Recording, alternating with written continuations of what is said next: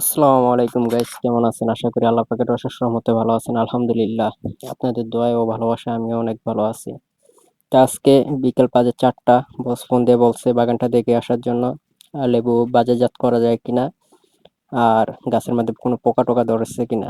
তো দেখতেছি আলহামদুলিল্লাহ গাছে কোনো সমস্যা নাই, আর বাজারজাত করার উপযোগী হয় নাই।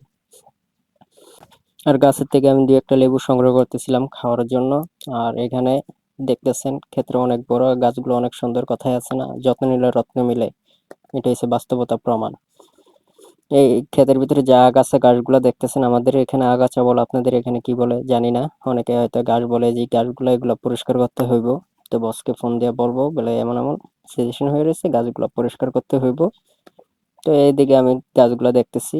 আর এই দেখেন, গাছের ভিতরে অনেক ফল আসছে আলহামদুলিল্লাহ, যা বলারও বাইরে, কল্পনা করা যায় না এত ফল আসবে।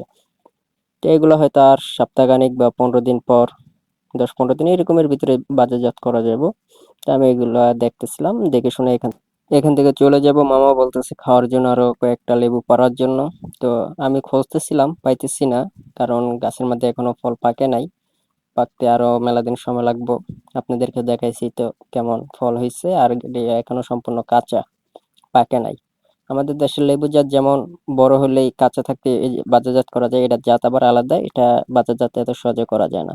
তো আমি খুঁজতেছিলাম, দেখি আর পাই কিনা। পাইছিলাম, কয়েকটা পাইছি, ওগুলা নিয়ে চলে যাইতেছে। আর এই দেখেন, এখন আমরা বের হয়ে যাইতেছি বাগান থেকে। আর আমার বসের কথা কি বলবো, বস অনেক ভালো, কারণ হাতের 5টা আঙ্গুল যেমন এক না, সব বসে এক হয় না, ভালো খারাপ সব জায়গায় আছে। তো এখান থেকে চলে যাইতেছি, দেখেন গ্রামের ভিতরে দেওয়া রাস্তা, বিলের মাঝে জমি, দৃশ্যগুলো অনেক সুন্দর। আমাদের পাশে থাকবেন। আর ওটা হচ্ছে মামা, দেখে গাড়ির স্পিড বেড়ে গেছে, তো পাশে থাকবেন। আল্লাহ হাফেজ।